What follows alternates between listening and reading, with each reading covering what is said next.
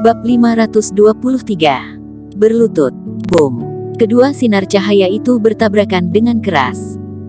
Telapak tangan sejernih kristal milik manajer dipukuli hingga berlumuran darah dalam sekejap. Tubuhnya mundur beberapa langkah ke belakang sehingga dia hampir jatuh ke tanah.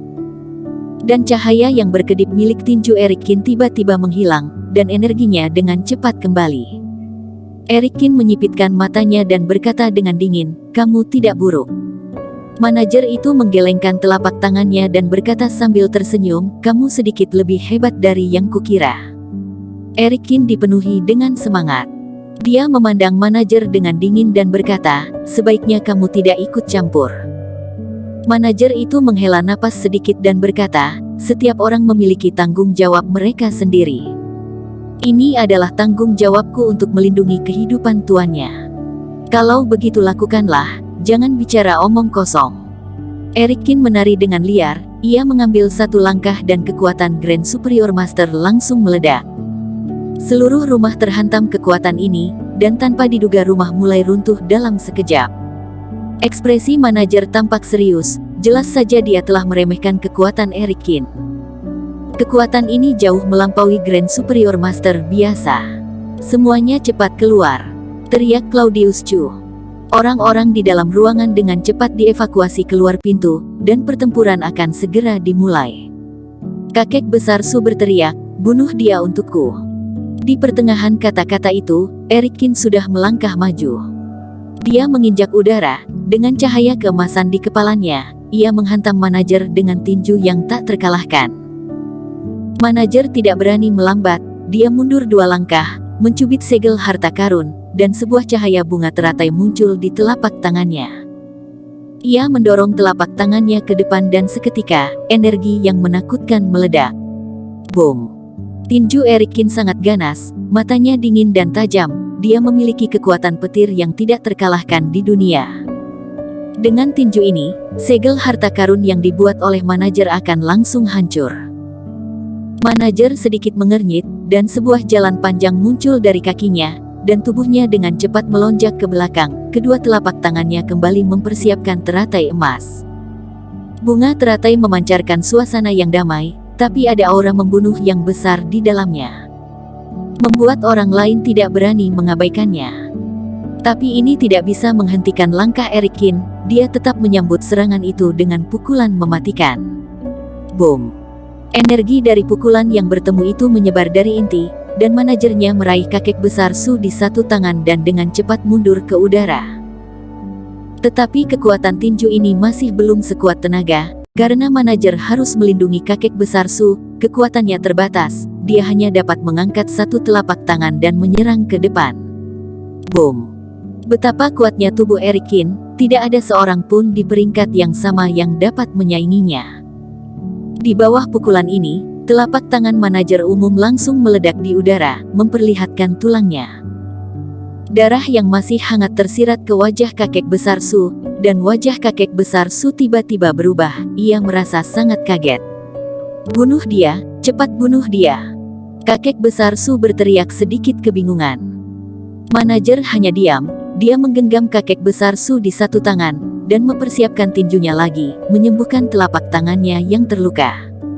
Erikin melangkah maju dan berdiri di depan kakek besar Su. Dia dipenuhi dengan cahaya keemasan, bersinar dengan kemegahan yang menakjubkan di malam yang gelap. "Kamu bukan lawanku," katanya dengan dingin, "ditambah lagi ada seseorang yang memperlambanmu." Manajer masih memiliki senyum tipis di wajahnya, dia menatap Erikin tanpa rasa takut di matanya. Alis Erikin berkerut sedikit, dan dia mendengus dingin, dan berkata, "Jika kamu ingin berkelahi, bertarunglah sekuat tenaga. Aku tidak ingin memanfaatkanmu." "Oke," teriak manajer. Setelah itu, dia melemparkan kakek besar Su ke tanah, dengan kekuatan yang lembut di telapak tangannya, dan melemparkan kakek besar Su ke tanah dengan kuat. Erikin melirik kakek besar Su dan kemudian ke manajernya. "Aku tidak ingin membunuhmu," berkata, "jika aku menang, biarkan aku membunuhnya." Manajer itu menggelengkan kepalanya dan berkata, "Bunuh aku atau aku yang membawanya pergi." "Oke, aku akan memenuhimu permintaanmu." Rambut hitam Erikin dibasahi dengan cahaya keemasan, dia bangga dengan segalanya. Tinjunya dipenuhi dengan kekuatan, dan dia menyerang manajer dengan kekuatan penghancur.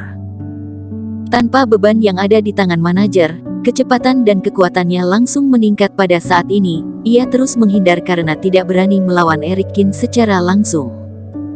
Pada saat ini perang sesungguhnya dimulai, dan seluruh udara sekitar dipenuhi dengan gelombang panas. Keduanya adalah orang-orang yang tak terkalahkan di dunia, dan energi yang mereka keluarkan cukup untuk menghancurkan seluruh kediaman keluarga Su. Claudius Chu mengangkat tangannya untuk melindungi semua orang, matanya berkedip kagum. Ini adalah pertarungan yang sebenarnya, kata Claudius Chu dengan suara rendah. Kakek besar Su berwajah dingin, dia tidak mengerti seni bela diri, dan tentu saja dia tidak tahu hasilnya, dia hanya bisa berdiri di samping dan menonton dengan dingin. Boom! Segel yang dibuat oleh manajer umum terus meledak di udara, dan masing-masing dipatahkan oleh tinju sengit Erikin. Di mata Erikin, sepertinya dia tidak ada yang namanya menyerah, dia memiliki keinginan yang besar untuk menang. Jurus Erikin dapat dibilang sederhana, tetapi sangat efektif untuk menyerang semua ilmu sihir yang dikeluarkan oleh manajer. Setiap pukulannya sepertinya sangat tepat, membuat manajer umum sedikit kewalahan. Rak! Akhirnya, Erikin menerobos perlindungan manajer. Dia memukul dada manajer umum dengan kepalanya yang langsung menghancurkan tulang dadanya. Setelah itu, sebuah ledakan seperti cahaya keemasan yang menakutkan bagai bulan di malam yang gelap muncul dari tangan Erikin. Ini membuat semua orang memuntahkan darah.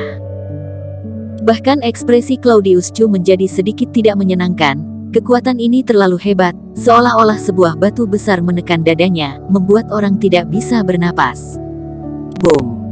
Tubuh manajer umum meledak dan jatuh ke tanah di bawah pukulan ini, badannya menerobos tanah dan membuat lubah sedalam 1 meter.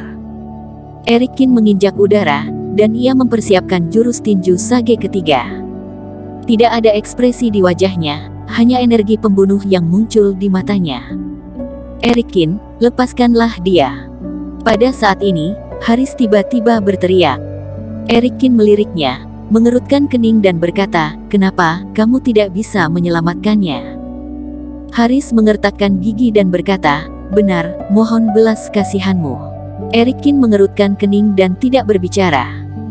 Kekuatan menakutkan ini masih terus berkembang, membuat musim dingin yang semula dingin terasa seperti berada di bawah terik matahari yang menyengat. Erikin menatap Haris untuk waktu yang lama, setelah itu kekuatan mulai perlahan menghilang. Dia mendarat perlahan di tanah, lalu menatap Haris. "Jangan biarkan dia mati," katanya dengan dingin. Setelah itu, Erikin mendatangi kakek besar Su dalam 1 langkah. Kakek besar Su benar-benar panik saat ini, dia telah mengalami keadaan hidup dan mati lebih dari 1 kali. Tetapi di bawah perlindungan manajer, dia dapat dengan mudah melewatinya setiap saat. Hanya kali ini, manajernya kalah. Erikin memandang kakek besar Su dengan dingin, dan berkata dengan dingin, "Siapa lagi yang bisa menyelamatkanmu sekarang?" Gigi kakek besar Su bergetar, dan dia berkata dengan panik, "Kamu. Apa yang ingin kamu lakukan?" Saat ini, Erikin menggunakan kekuatannya. Lalu sebuah mayat jatuh di depan kakek besar Su. Mayat ini adalah Vinola Su. Erikin menggunakan metode rahasia untuk melindungi jenazah agar tidak membusuk, bahkan setelah sekian lama, ia tetap memiliki wajah yang cantik. "Berlututlah." Erikin memandang kakek besar Su dengan dingin. Wajah kakek besar Su berubah, dan dia dengan marah berkata, "Kamu ingin membuatku berlutut untuknya? Memangnya dia apa? Berlututlah." Sebelum kakek besar Su selesai berbicara, tiba-tiba teriakan keras keluar. Kakek besar Su kaget sampai muntah darah, dan kakinya semakin menggigil. Detik berikutnya, lututnya melunak dan dia berlutut di depan Vinola Su. Kakek besar Su berjuang mati-matian dan mencoba untuk bangun, hanya untuk menemukan bahwa kakinya sepertinya tertancap di tanah, tidak bisa bergerak sama sekali. Bersambung. Terima kasih telah menonton video ini sampai akhir. Jangan lupa subscribe dan nantikan kisah episode selanjutnya hanya di Novel Story. Salam.